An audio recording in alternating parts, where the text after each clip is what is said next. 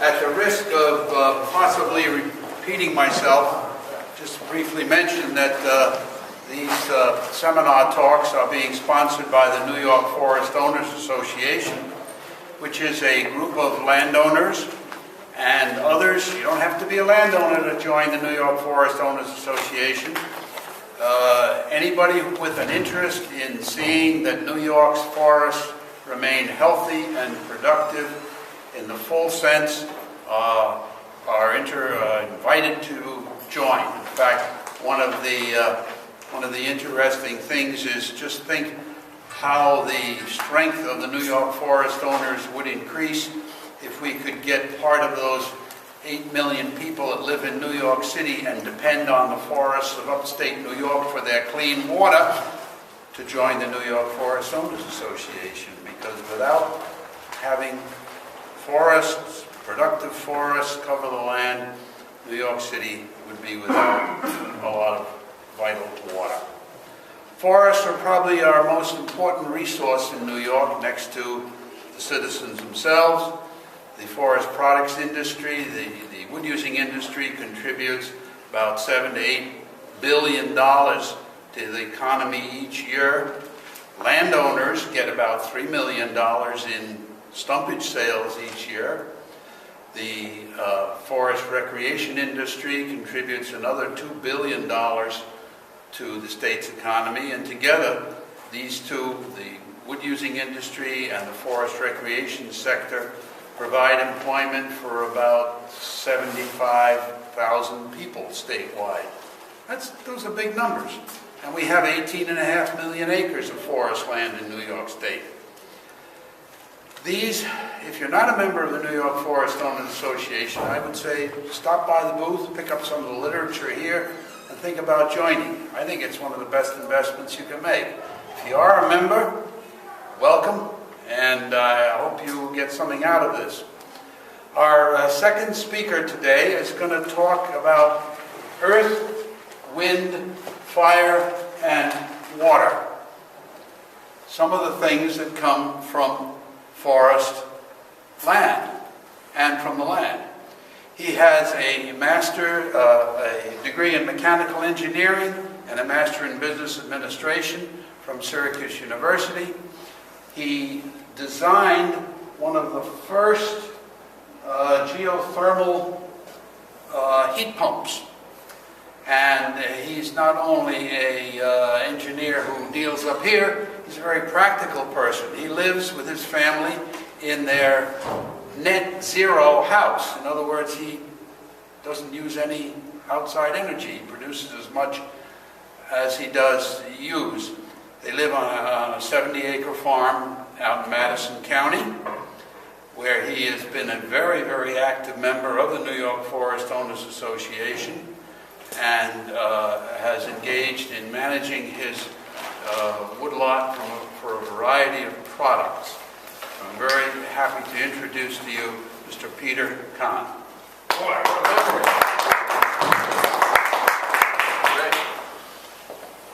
So he didn't say back when I was doing this designing of heat pumps, but it was actually back in the 70s. You know, the first energy crisis. I was a new engineer at Carrier, starting out my career as an engineer, and interest peaked in geothermal because of the high energy costs. So we were into designing heat pumps, air source, but also water source, some of the first ground source heat pumps. Well, I've been heating my house, actually, since then with geothermal, and we're going to talk about that, along with some other things that I've been doing in the last 5, 6, 7 years. I've gotten interested in supplementing that geothermal with renewable energy until I make enough renewable energy from on-site, to match what I use in a year's time. Are there any other people that are into renewable energy out in the audience that can help me today? Okay, good. We've got a small enough group, so if you got a question, chime in. I was going to play some Earth, Wind, and Fire music, but I decided I wouldn't get into that complication. It probably wouldn't work anyway. I thought this was applicable. Open our eyes and I've added water to the earth, wind, and fire. Anybody remember Earth, Wind, and Fire? Oh, yeah. Okay, I'd like to kind of lay out an agenda of what I'm going to talk about. First, I'll talk about my woodlot. I happen to live on my woodlot, as you'll see, but it really is applicable. There was a new law that was passed extending the net meter law in September that says you don't really have to live on the land that you're making your renewable energy on to be able to take advantage of it elsewhere. Talk about renewable energy basics. What is renewable? Conservation steps. Always important to go through the conservation first. You know, a BTU saved is a BTU that you don't have to produce. And we talk about earth, wind, fire, and water, energy from each. Then tying it all together into the net zero concept. So we'll start out with my woodlot. Here's some of the flowers I hope to see in the next month and a half, 2 months. Purple trillium. This is from Google Earth. Yeah, it's a great way to look at your property. This is Quarry Road. It's just a couple miles south of Route 5 off of, actually Canastota. The address is Canastota, but we're 2 miles off of Route 5, about halfway between Canastota and Chenango. The house, the barn, we have a pond below the house, which is kind of the start of the penstock for the water turbine. And I do have neighbors, as you can see. This was the original farmhouse. I have 70 acres of the original farm. This is another shot of the house. This is looking west over the pond below the house.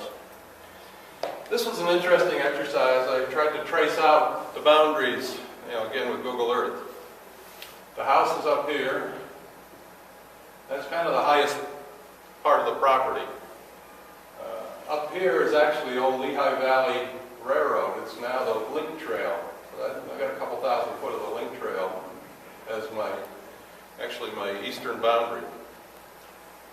I have a road below that, about 100 foot below it probably, running along here, all the way out to a pond here. This is my trout pond. We raise trout.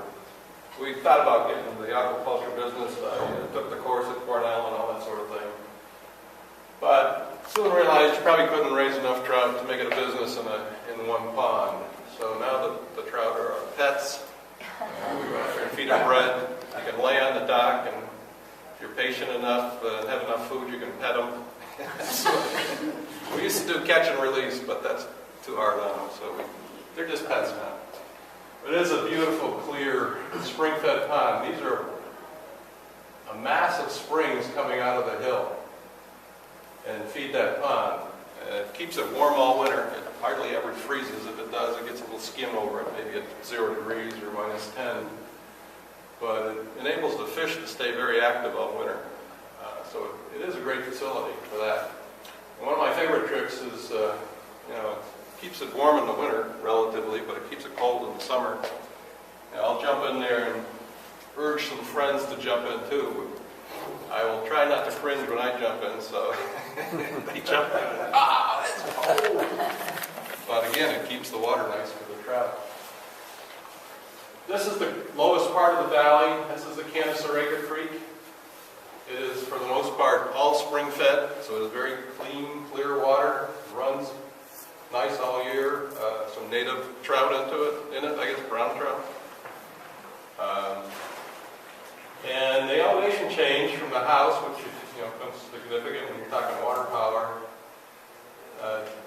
Elevation change, this is 900 foot. It's about 250 foot down to the bottom where the Canastota Creek runs through the valley. So we could start our own mini ski areas. We do cross country a lot. We have about 3 miles of trails in there. About 5 ponds. We haven't done any cross country this year. The skis are still up on the top of the barn. I haven't had enough snow to do it. Let's see, what else? Oh yeah.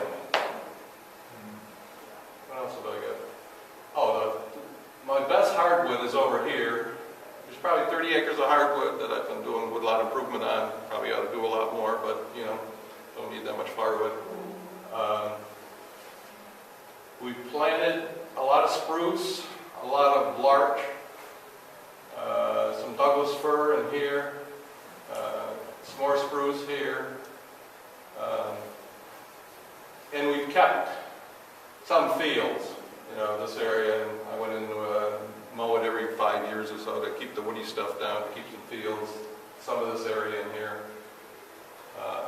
So we have a variety of different types of woodlots and fields, a lot of transition areas from old farmers' fields into, you know, when we first got there 35 years ago, you know, a lot of poplar and stuff like that. I went in here and accelerated the demise of a lot of the poplars, so the maple and stuff would grow. What else? I guess that's about it. Excuse me. Yeah. I'm just curious with that diverse habitat, what kind of grouse population do you have? You must have quite a few grouse. Yeah, well, it comes and goes. I mean, it goes ups and Right. down, but yes, there's quite a few grouses. You know, a lot of young stands of poplar and stuff like that we leave for the grouse. But yeah, grouse, a lot of turkey, deer. Right. You know, it keeps, and songbirds. You know, with all different things from fields to woodlands. But yeah, we try to keep it diverse. For one reason is for the wildlife, for the variety. Was that mostly old pasture? Yeah, Pasture land? yeah, this is an old dairy farm. Yeah. There's fences all through it, stone fences. There's all sorts of different age barbed wire in there. It's fun to go in there and figure out where the old fields were. You know, that's how we tell most of the boundaries. Is you go and find out where the old fence was. You find a fence post, or you find the old barbed wire.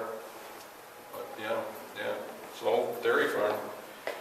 They said, and by the time they got the cows back up the hill to the barn, which was right here, they lost some of their milk.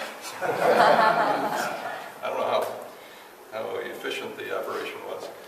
This is pretty neat. I think this is Garmin software, but you can exaggerate the terrain. And so you can see the Cannisterate Creek running through this trough here. The house is up in here somewhere. And this is important, like for the windmill. This is looking west. We got a clear view of the west, and up north, we got a clear view of the north. We can actually see the smokestacks, Curly and Moe up in Oswego. You see the 9 Mile Point cooling tower and all that stuff. So you know, we've got a clear span all the way, actually from the south to the bottom of this valley, all the way around to the north. We're a little protected on the east. If a nor'easter comes, all we get is snow. We don't get any wind from the nor'easter. We're protected from the nor'easter. I went in to get a definition of renewable energy. Essentially energy that comes from natural sources, such as sunlight, wind, rain, tides, geothermal heat. They're talking about deep geothermal, and probably the shallow too. All which are renewable. Renewable is naturally replenished. And if we look a little further, biomass, you know, is a type of renewable energy. It's actually energy from the sun that's stored in the plant material, the biomass. So, yeah, wood burning is renewable energy. Conservation. You know, this is looking off in the valley last spring. Flowers start coming out. The trees are coming out of hibernation. We can't hibernate, so we got to do something to stay warm all winter. This is the side view of the house built into the hill.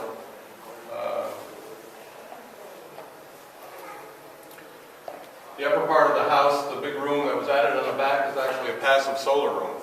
This is the south side, so we get a lot of sun in these windows. And these are westerly windows.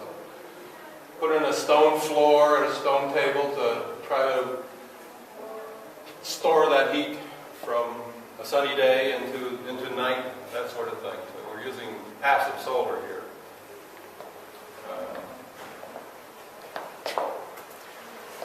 do burn wood. We sit around this is where we sit all winter. We hibernate here, kind of. Great. Consolidated Dutch wood stove, probably 15 years old now, cranking out the heat. Conservation step, put these doors in. This was wide open on both sides here, back of this wall. In this other room, we never used or used very seldom, so why heat that room? So we put these doors in, and it makes a big difference sitting here. And actually, in addition, this year was that big passive solar room that I showed you was right beyond here. I actually put some curtains that we draw across at night between the big passive solar room. When it cools off, it really cools off, So I've got a curtain I draw across there. It doesn't have much insulating value, but it really stops the convection, the natural convection from the heated air from the stove and the geothermal from going into that room that we're not in at night. So any of that stuff is fair game, conservation-wise. This was exposed foundation. I put blue board on there and then a cement board to cover it, to protect the blue board. It makes these downstairs bedrooms here a lot warmer because you don't have the energy leak out through the wall, the basement wall there in the slab. Appliances, little things like, well, first the Energy Star refrigerator. Move up to an Energy Star appliance, much more efficient, uses a fraction of the energy that an old refrigerator would use. And then traditionally you take that refrigerator that was there and move it out to the breezeway and have a couple cases of beer in it just in case 30 of your best friends drop over. It's kind of ridiculous. We do have the refrigerator out in the breezeway, but we only use it if we're having a party or something like that, 4th of July something or something. Plug it in occasionally instead of keeping 2 cases of beer cold all winter or whatever. So another step. Oh, and something as little as go to a craft type coffee maker. The old one was a glass coffee maker. It would zap on and zap off with 1,000 or 1,500 watts just to keep that coffee warm for 3 or 4 hours till you shut it off. This one comes on, makes the coffee, and keeps it in an insulated craft, and that's it. It just makes the coffee, warms it up once, and then the insulated craft keeps it warm for the next couple hours, and you can consume it still warm. So things like that. Little things really make a lot of difference. We, like our cable box, the parasitic energy users, your cable box, your instant on TV, your instant on receiver or amplifier, all those things, if you were to look at them with an infrared camera, you would see them glowing much warmer than their surroundings. They are actually staying warm so they can come on the minute you want them. We put a timer on our cable box. The timer comes on at 4 or 5 in the evening and shuts off at 12. It's not as convenient as it was if you want to watch TV during the day, watch a ball game or something. You've got to anticipate that and go over and turn it on. And it takes the cable box probably a few minutes to load up. So it's not as convenient as it was, but it's on in the evening, ready to go when we want it. But all of those sort of things are important in conservation. Okay, the earth. The flowers go and hibernate all winter. When the soil gets back up to 70 degrees or so, we start seeing spring flowers and that sort of thing. In reality, the earth stays warm all winter. Mother Nature is storing essentially solar energy in the ground all winter. This is a map of the United States, and these are constant temperature lines going across the U.S. Our area, you get down 10 or 15 foot, and it stays at 47 degrees, 48 degrees, 50 degrees. My groundwater is about 50 degrees year-round. It's not real warm in the summer. In fact, it's nice and cool. It's a place to go for air conditioning in the summer. But in the winter, when the temperature is 20, that's a heck of a source of energy if you can access that energy, and that's essentially what geothermal does. It uses that stored solar energy in the ground to heat your house, and it uses that as a sink. In the summertime, it'll go into air conditioning, and it puts the energy in the ground in the summertime. And again, it's much more efficient than the normal air conditioner that's trying to reject heat to 85-degree air or 80-degree air. It's trying to reject heat to 50-degree ground, which makes it a much more efficient air conditioner and heater. Just some basics. A typical house uses, if you do an energy pie of a typical house, only like 30% is electric. The rest is all fossil fuel, heating water, heating the house. About 70% is fossil fuel. So if you were to do renewables before you do a geothermal, the best you could do is 30% of your energy usage. How much is that worth?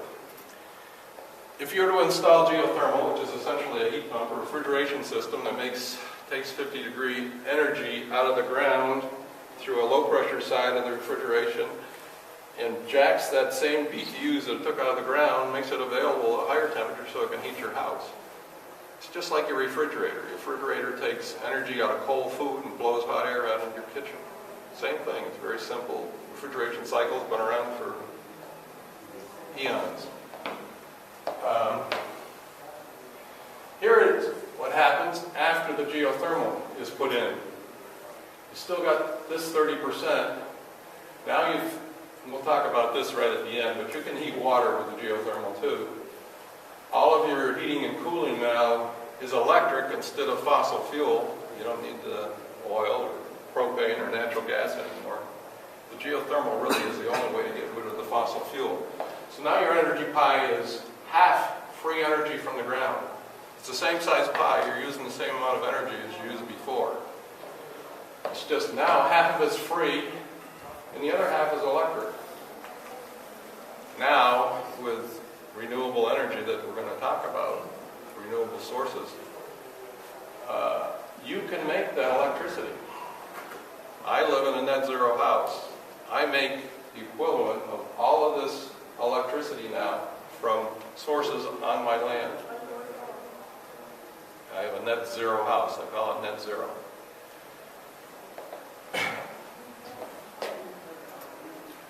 This is a geothermal heat pump. This is where an oil furnace used to be. Same size or even smaller than the fossil fuel furnace. You can see I had to drop the plenum a little bit. This is stuff I did by hand. I took sheet metal from the old unit that was here and all that sort of stuff. I got a lot of extra instrumentation on it. But essentially, this is a heat pump that sources energy from the ground. In my case, I use what they call an open loop, and we'll go through the different ways you can set them up. Here's another one in the back part of the house. This is the first one was a 3-ton, which is 36,000 BTUs. There's 12,000 BTUs per ton. It's what it takes to melt a ton of ice is where it comes from. So that was a 3-ton. This is a 2-ton that services that back part of the house, the newer part of the house.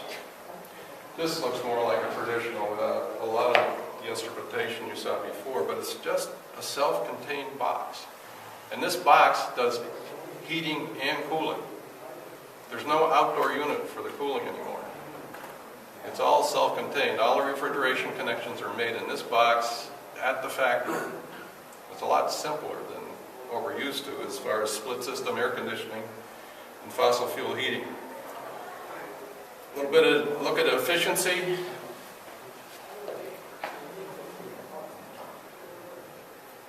This is the electricity you're paying for. This is the energy coming from the ground. So for every unit of energy you're paying for, you're getting 4 to 6 units of energy in the form of heat in your house, where can you go to get 400 to 600% efficient operation? Fossil fuel, by definition, can't get over 100%. You know, if you put in a condensing furnace with all the fancy stuff, you might get 95% or something like that efficiency. This heat pump is 400 to 600% efficient.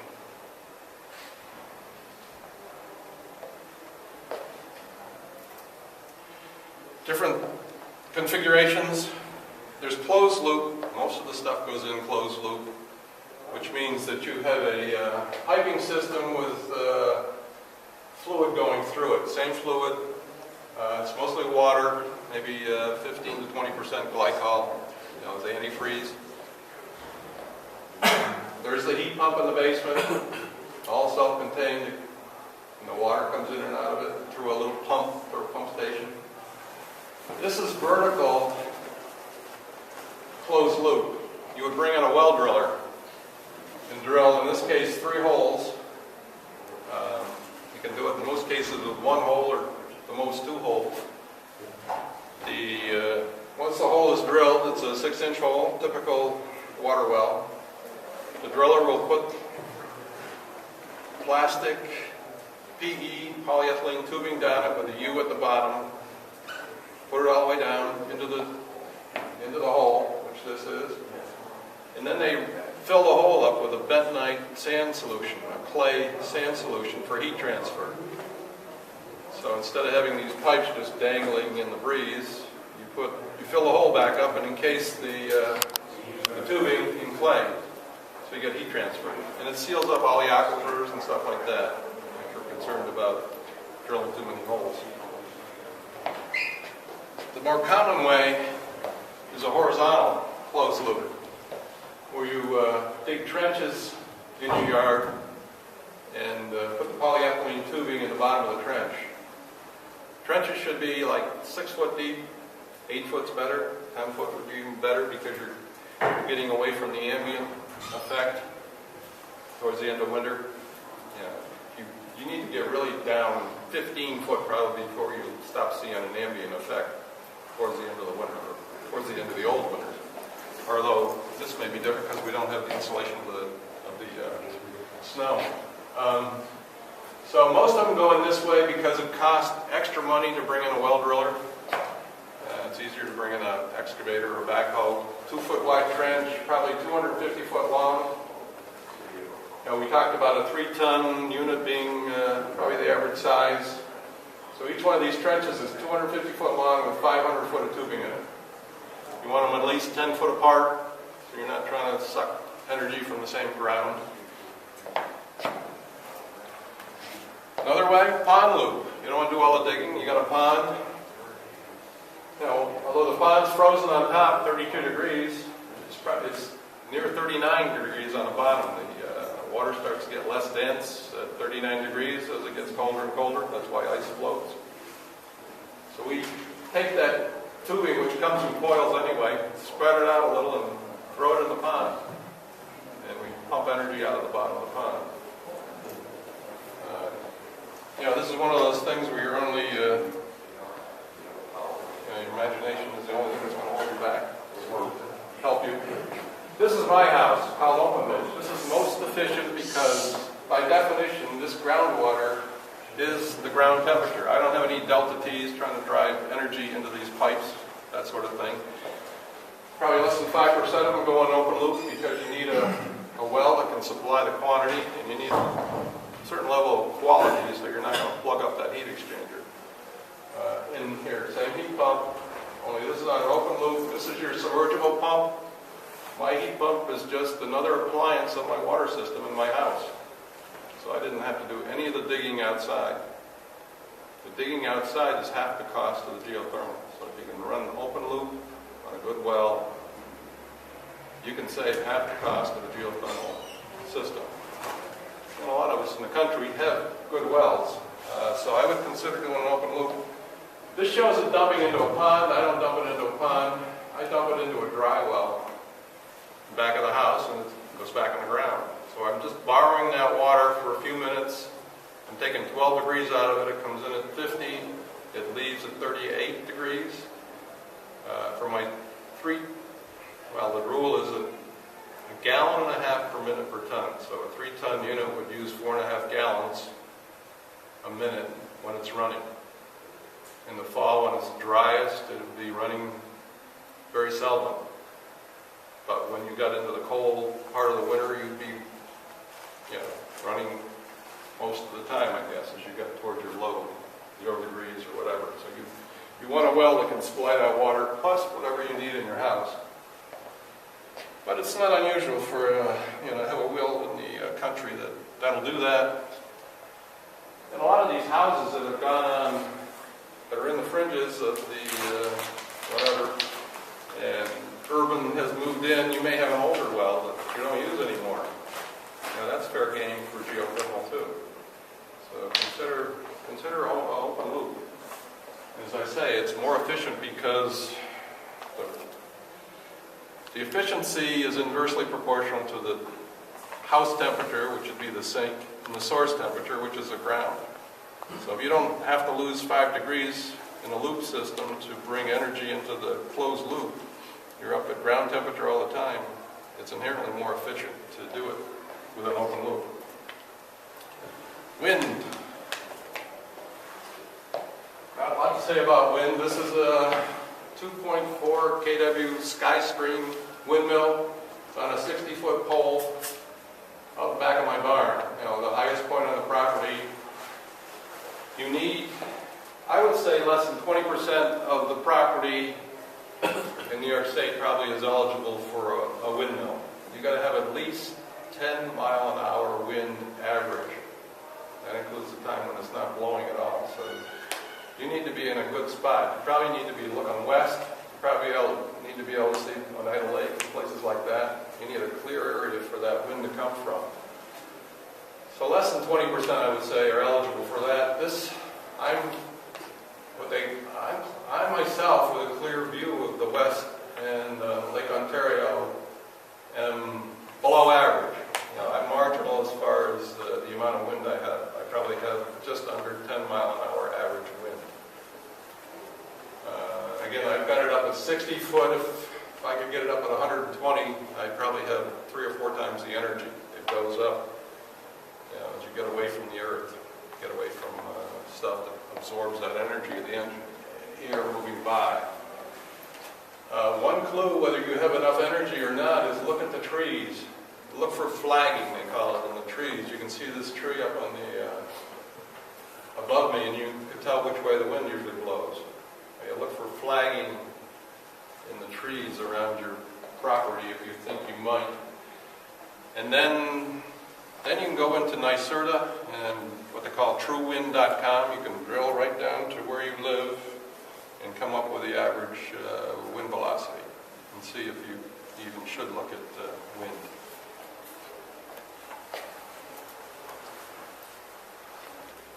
Move. Fire. Well, first thing we think about is wood. We learned that wood is a renewable source of energy. It's sequestered energy, stuff that's been stored up for the last 60 years in this piece of wood. You can burn it and release that energy. But the more immediate, and probably the better source, this is my wood stove, I burn wood. The better source is instantaneous solar. It's nothing that's been stored. You could use this solar instead of burning wood. You could leave that, not only the energy sequestered in the wood, you can leave the carbon sequestered in the wood. So you can actually end up, in that sense, with a negative carbon footprint. You got a woodlot that's storing carbon in the wood. And so you can take credit for a negative carbon footprint. Although if you burn that wood, then you've got a neutral carbon footprint because you're releasing that carbon that's been stored. And that's not all bad, but here's a same picture, that's a different picture of the barn. You can see I've got solar panels here. I've actually got solar panels on a shed in the back. This is a west facing, and this is south. I'm sheltered a little bit on the east, so I don't get the first rise of sun. So my west side is as effective as my south side. And the solar energy people can get up there with a computerized sensor and give you your average insulation, they call it, and tell you, what the best location is on your property for solar panels. You don't want a place that has a lot of shade. And we talked about 20% had the ability to do wind. I would say nearly 100% have the ability to do solar, with a little pruning maybe of trees. Solar has gotten very inexpensive. Plus, geothermal has a 30% tax rebate federal. Solar not only has a 30% tax rebate federal, but they have a 25% tax rebate state. So you have somebody paying 55% of your solar costs. And it's so cheap now that I'd call it a no-brainer to put up solar. And it's getting very simple to put up too if you want to do it yourself. I did this back array of panels myself. They go on, you can see aluminum racking here that eye bolts down through the roof, through the shingles or whatever. And this is the key that really makes them simple. In that array, every panel has a little inverter right below it.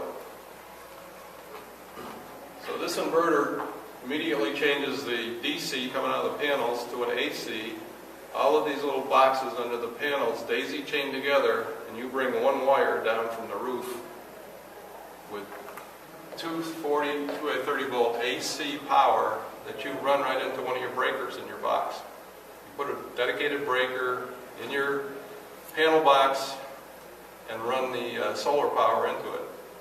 And the solar power is going the other way through the normal avenue it would take through a breaker. It's that simple to put up. And it's inexpensive. That's what the little inverter looks like, a little dedicated inverter. And this inverter actually monitors that panel too. I can see what each of those panels is doing on my computer, and you can reach a deal with the supplier of the Enphase here, and they'll monitor it for you too. They tell me when I got a problem before I know it. The other panels on the west have a central Sunny Boy 3000 inverter. You daisy chain all the panels together in DC. That comes down into a central inverter.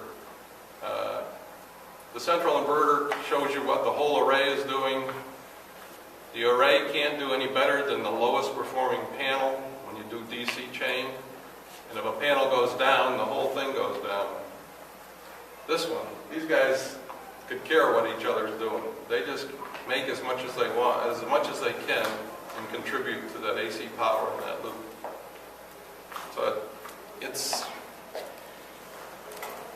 pretty simple. Now, what does that power on your? I mean, is it? It goes right. Or We'll talk about it, but it goes right into my current in my house. And I think of it kind of as a pond. If I'm overproducing the pond, the water rises in the pond, the circuit in my house, and it goes out to the grid. If I'm not making as much as I need, I start bringing in some from the grid. And I'll show you, I have what they call a net meter that measures both ways. So, again, they're making it very easy for you to get into this type of situation.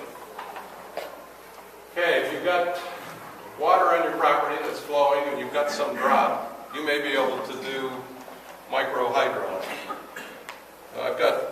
We've seen the windmill I have, we've seen my solar panels. I also blessed with the resource of water. This is the pond below the house. It's spring-fed from up in here. I probably got 120 gallons per minute going through a standpipe underneath the end of this dock. In fact, that's what's holding this dock up, is a big culvert that goes down and underneath the dam. Oops. Well, now I'm going to have to do that previously. So what I did, this is the start of what they call a penstock. It's the pipe that runs down into the turbine. This is 4-inch PVC. It runs down, and you can see the 18-inch culvert under here. The water gets up in the pond and runs over the top of the culvert. So the culvert's continually skimming the pond. I'm taking off 60 GPM of that 120 or 100 GPM that's going through the pond from the spring. And I'm actually set up a siphon here. So I'm sucking it from 8 to 10 inches below the surface of the water, which is good because there's stuff floating on the top. If you were taking it off the top of the water, they typically put in screens and stuff like that. I've come up with a method that I don't really have to screen. You get a polywog that goes through it once in a while or something like that, but most of the junk is still floating on the top. You can see some leaves here. They'll go over the top of the standpipe, and but they won't foul my penstock. What I do is I shut the valves off down at the turbine and charge the system through here. I fill it up with water essentially. Then I open I close this so no air can get in it, and open the valves down below, and it sucks water up and over the top. That's the siphon part down the pipe, and it heads for the turbine. So as long as you don't open this up, as long as you don't let air in it, you continually have a siphon down through that pipe. What I have is, this is the culvert coming out of the backside of the dam. I have a 4-inch fire hose that connects to that PVC pipe that you just saw.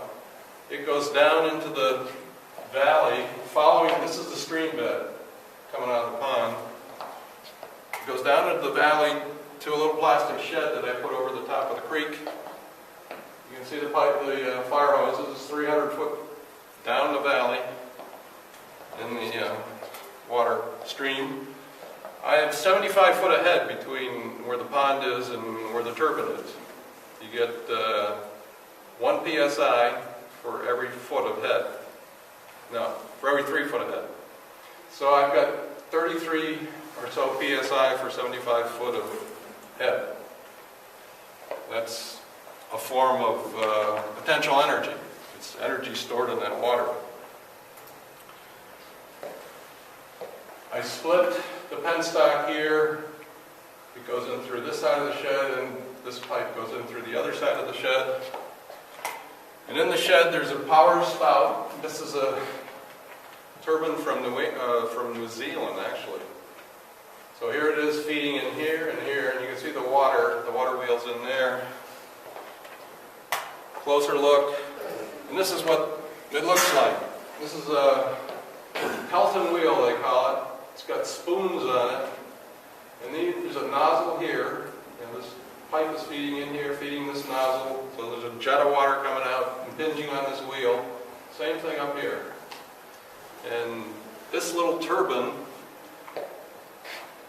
makes half a kilowatt, close to 500 watts, which doesn't sound very big, but because it runs constant 24 hours a day, 365 days a year, it'll make as much energy as that 5K array of solar panels in a year. It's kind of like the tortoise and the hare.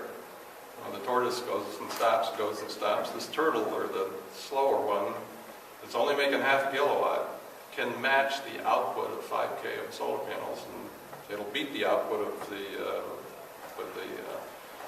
windmill. So I've added all these resources together. What do we got? Right.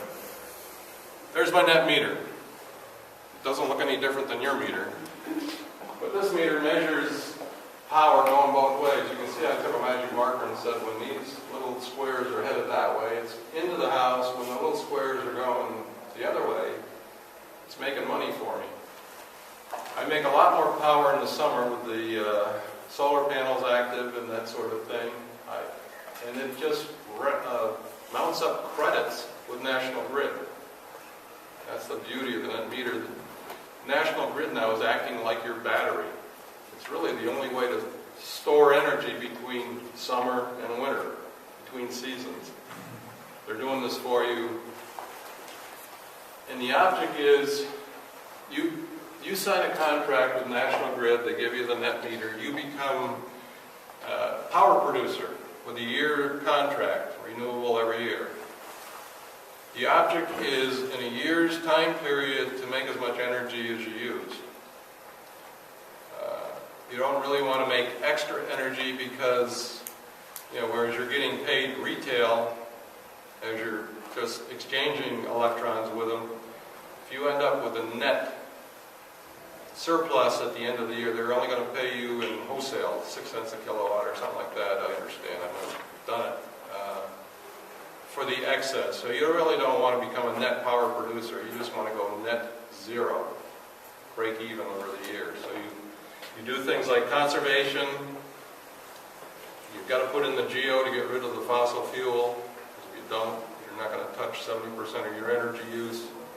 And then you start putting in renewables. I keep adding solar panels, I add the water turbine, do things like that until you get net zero at the end of the year, and balance, make as much energy as you use. Something that is often left out is water heating. And this is my solution. I've been doing this for 25 years. This is a little heat pump that hangs on the wall next to my electric water heater. I've disabled the elements in this electric water heater. All that does is a vessel that holds water for me. This little unit pulls in cellar air here and blows it out there. As I said, there's a refrigeration cycle in there. It's a heat pump. It takes energy out of the cellar air, takes cold water out of the bottom of this tank, brings it in to a heat exchanger, heats it, and puts it back in the top of my tank. So we heat all of our domestic hot water with energy from the cellar. Most of it, or a lot of it, is in the form of water vapor. This is a gigantic dehumidifier. So this either gives me free dehumidification or free water heat, but either way, it's a great deal. And this operates at 2 to 3 to 1. So for the same electricity I'm putting in here, I get 2 or 3 times the hot water, or you use a third of the electricity or less to do the same water heating. Plus your cellar is now dry. The modern rendition of this sort of thing is available at Lowe's and Home Depot and Sears. In this type of setup where the heat pump is actually on top of the water tank. You can buy these in Sears, Home Depot, Lowe's for $1,500 to $1,400. And Lowe's had them on sale for $9.99 at one time. These are Energy Star qualified. You can take 30% of the cost that you put into this water heater as a tax credit. The feds will give you a tax credit on 30% of the cost of this water heater.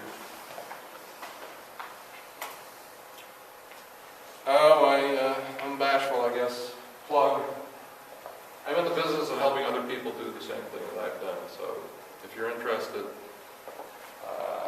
I can start with energy audit of your house, which can be done for free because NYSERDA will pay for it. And from that we do conservation and then go into appliances and geothermal and renewables, as far as you would like to go, but that's kind of what I'm doing now. Questions?